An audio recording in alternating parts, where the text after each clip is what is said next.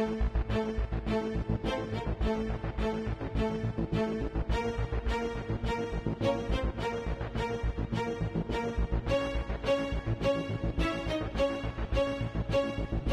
ব্যাপার মা, জেঠিমণি এখানে সবাইকে ডেকে পাঠালো কেন? কি জানি, হয়তো আবার নতুন করে কিছু অ্যানাউন্সমেন্ট করবে।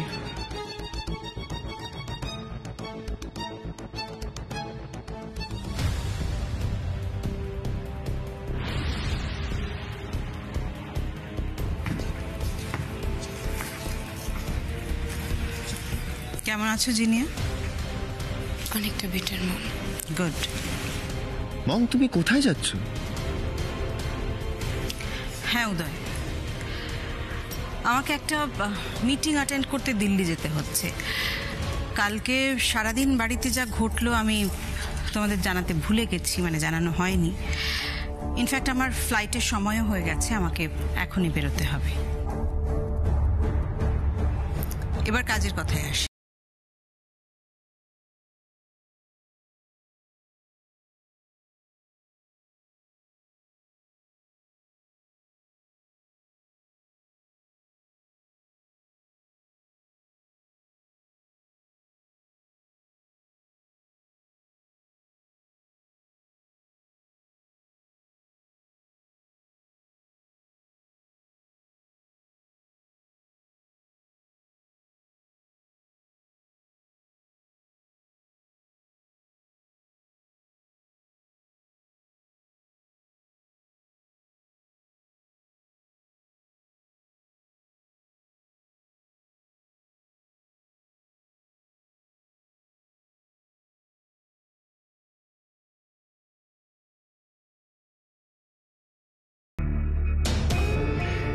যেমন এটাও ভাবতে পারিনি যে বাইরের মানুষও ব্যাড টাইমে পাশে এসে দাঁড়ায়। যাই হোক, আমার ভাবতে খুব খারাপ লাগছে যে এ বাড়িতে আমার অবর্তমানে এমন একজনও মানুষ নেই যে এই বাড়ির, এই পরিবারের খেয়াল রাখতে পারে। তাই আমি কিছু সিদ্ধান্ত নিয়েছি যেটা তোমাদের প্রত্যেককে জানানোর প্রয়োজন মনে করছি। আজ থেকে এ বাড়ির প্রত্যেকের যা যা স্বাধীনতা ছিল সেগুলো বন্ধ। এখন থেকে এ বাড়িতে শুধুমাত্র আমার কথা মতো সবাইকে চলতে হবে। হ্যাঁ, এ বাড়িতে যারা থাকতে চায় তাদের সবাইকে শুধু আমার কথা মেনে চলতে হবে।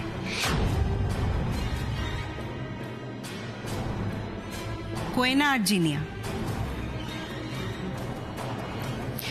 এখন থেকে তোমরা কলেজে ছাড়া আর কোথাও যাবে না, বাড়ির বাইরে পা রাখবে না। আর হ্যাঁ, কলেজেও যাবে বাড়ির গাড়ি করে, ফিরেও আসবে বাড়ির গাড়ি করে। জিনিয়া, আজ থেকে তোমার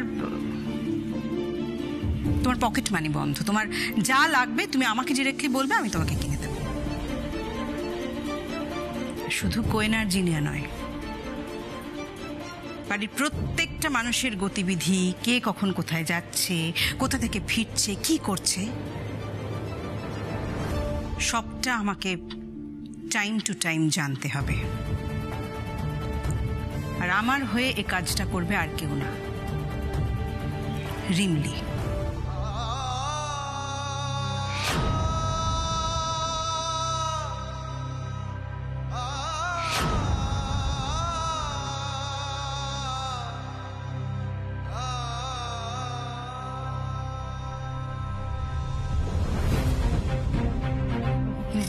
ম্যাডাম, আমার মনে হয় এই কাজটা একমাত্র তুমি ঠিকভাবে করতে পারবে রিমলি। হাত পাত। হ্যাঁ, হাত।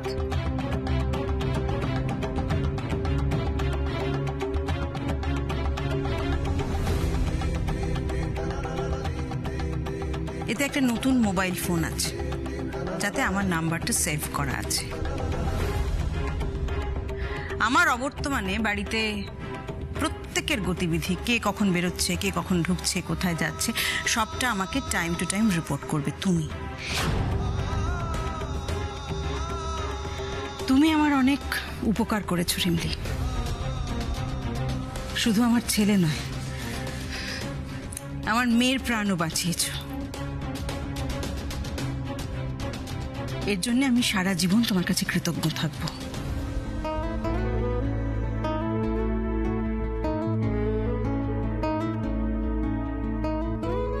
তোমার এই ঋণ আমি কোনোদিনই কোনো কিছু দিয়েই কম্পেনসেট করতে পারবো না, কিন্তু তাও আমি তোমাকে কিছুটা দিতে চাই। বলো কি চাই তোমার?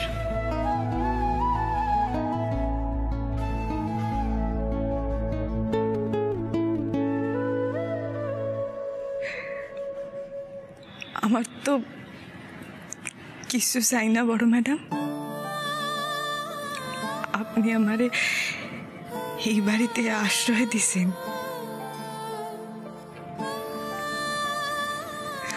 আমার নামে এত ভালো ভালো কথা কইতাছেন,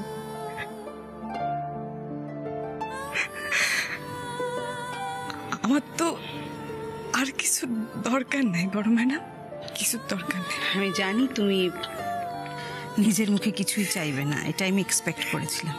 এনিওয়ে, আমি ফেরার সময় তোমার জন্য ভালো কিছু একটা নিয়ে আসবো।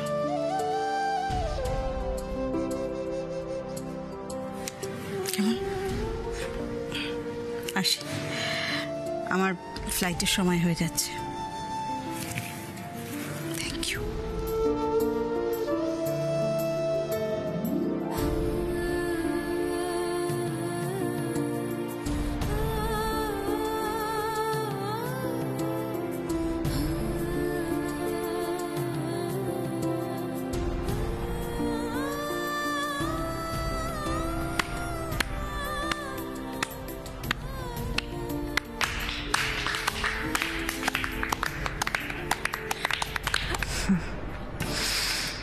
ভাবা যায় এটা আর বাড়ি নয়, নিমেষের মধ্যে একটা স্কুল হয়ে গেল, আর রিমলি হয়ে গেল তার মনিটর।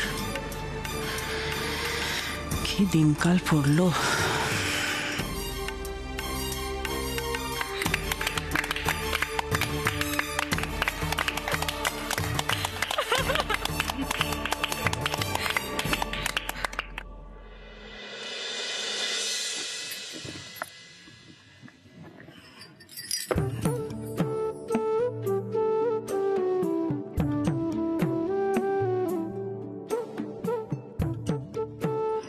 বড় ম্যাডাম তো আমার উপরে বড় গুরু দায়িত্ব দিয়া গেলেন, এবার আমি বড় ম্যাডামের আদেশ কেমনে পালন করি? আমি তো বাড়ির কাজের লোক, এবার কখনো হয় নাকি যে কাজের লোক বাড়ির মালিক গোপরে সরি ঘুরাইব? কিন্তু বড় ম্যাডামের আদেশও তো পালন করতেই হইব আমারে, কি করি?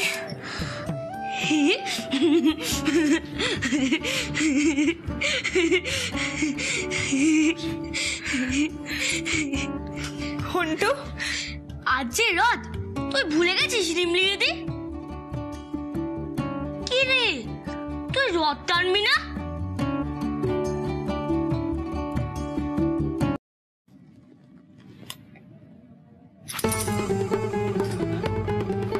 ঘন্টু, ঘন্টু,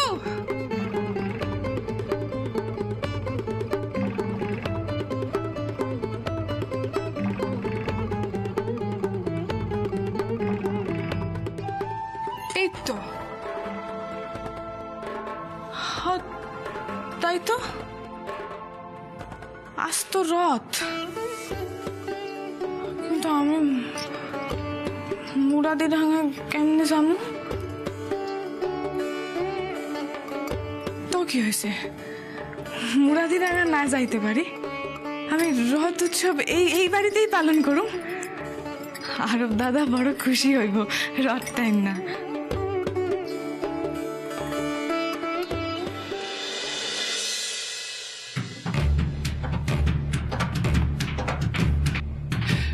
রিমলি নাকি এখন আমাদের কন্ট্রোল করবে, ভাবা যায়? তানিশা মুখার্জির বদলে রিমলি হচ্ছে এখন আমাদের বস। সত্যি আর যে কত কি দেখতে হবে কে জানে। এই শোনো, যে যা বলুক, আমি না রিমলি ফিমলির কথা শুনে চলতে পারবো না। আমার যা ইচ্ছে হবে আমি তাই করব, ব্যাস। মা, আরে মানবো না বললেই তো হয় না। রিমলি মুখার্জি হচ্ছে এখন এই মুখার্জি বাড়ির সেকেন্ড ইন কমান্ড। একদম চুপ কর তুই।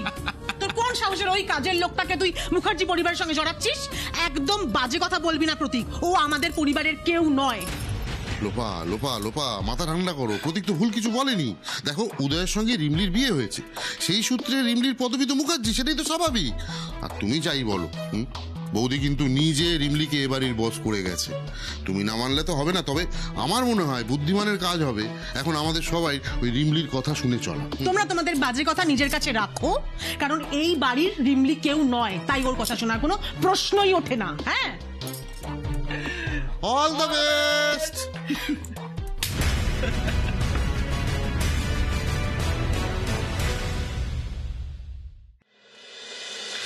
জনা জেঠু, হ্যাঁ বলো। ওই গাড়ি বাবু কোথায় গেছে তুমি জানো গো? উদয় দাদা? হ্যাঁ। কই না তো, কেন ঘরে নেই? না, এই দাভাই তো বেরোলো। বাইরে রইলো মানে কই গেছে?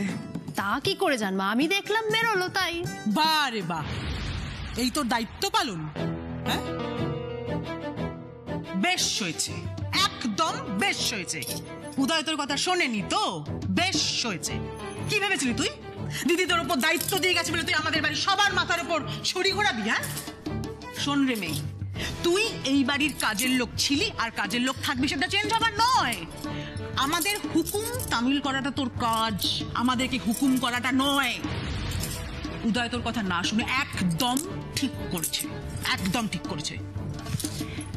ছোট মামি, তুমি বলছো বটে, কিন্তু বড় মামি না আসা অবধি তুমি রিমলির কথা অমান্য করতে পারবে তো? না মানে দেখো, বড় মামি কিন্তু তোমাদের কাজকর্মে এমনিতেই খুব রেগে আছে, তার উপর আবার যদি রিমলির কথা না শোনো, তার মানে কিন্তু নিজের বিপদটা নিজেই ডেকে আনবে। এরপর ভেবে দেখো কি করবে।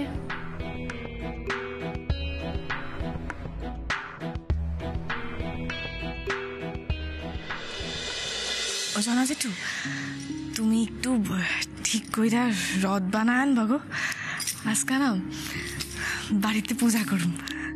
তুমি বাড়িতে পুজো করবে, কিন্তু বড় ম্যাডাম যদি জানতে পারে? কিচ্ছু হবে না।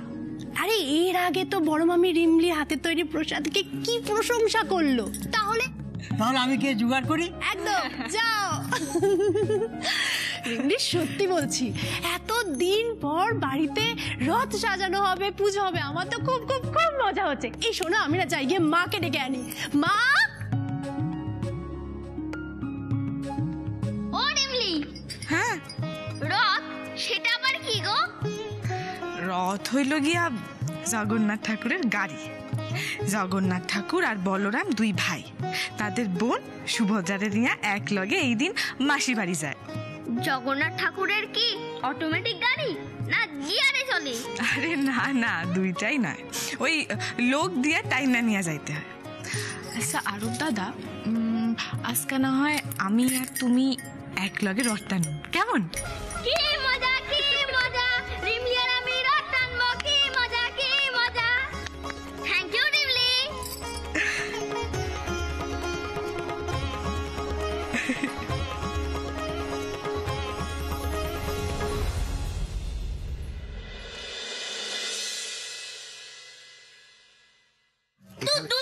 তুমি রিমলিদের মতো সাজাতেই পারছো না কেন রে ভাই?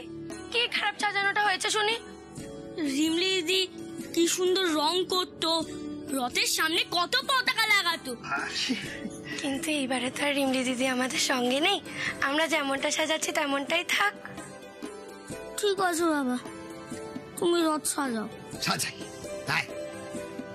ঘন্টু বাবু, আরে ছোট বাবু কোথায়? আমার ঘন্টু বাবু, কি কাণ্ড দেখো কলবি। আরে বাইরে আসো, ছোট বাবু আইছেন। রিমলি দিদি কোথায়? আমি জানতাম ও রথের সময় না এসে থাকতেই পারবে না। কি মজা, কি মজা, কি মজা। রিমলি রে তো দেখতেছি না। না আসলে রিমলি একটা কাজে ব্যস্ত হয়ে গেছে, তাই আসতে পারেনি। মানে আমি একাই এলাম আজকে। রিমলি দিদিকে তুমি নিয়ে আসোনি তোমার সঙ্গে? আর ঘন্টু, ঘন্টু এইরকম করে না, মন খারাপ করে না বাবা। রিমলি দিদিকে কেন আনিনি? চলে যাও এখান থেকে, চলে যাও। কি কয় ঘন্টু, রিমলি দিদিকে আনলে আমারও খুব ভালো লাগতো, কিন্তু আমার মম মানে আমার মা রিমলি দিদিকে এমন একটা কাজ দিয়ে দিয়েছে, রিমলি দিদি মারাত্মক ব্যস্ত হয়ে গেছে। নাহলে কিন্তু রিমলি দিদি এখানে নিশ্চয়ই আসতো।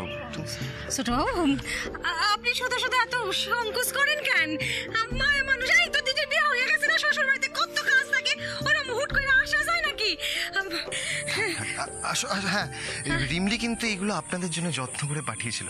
ও ও ও ঠাকুর মা, এদিকে একটু তক্ত পোষে রাখবে। আর এইটা পাঠিয়েছে আমাদের ঘন্টু বাবুর জন্য।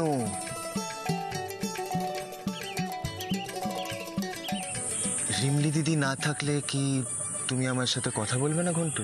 না। আমার দেওয়া জিনিসও নেবে না? রিমলি দিদি যদি দেয় তবেই আমি নেব। তাহলে আমি চলে যাই।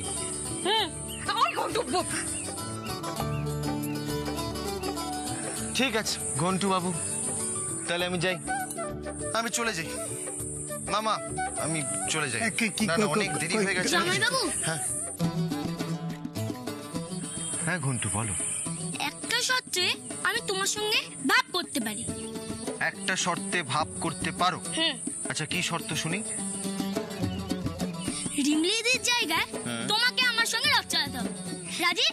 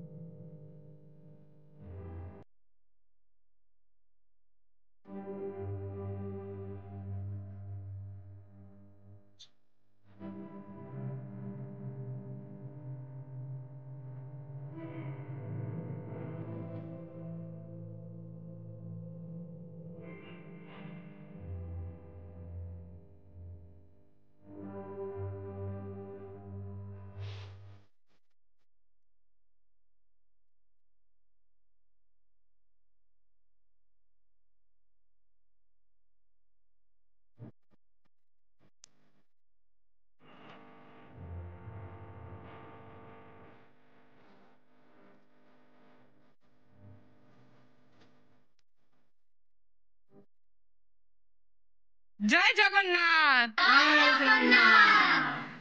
দাদা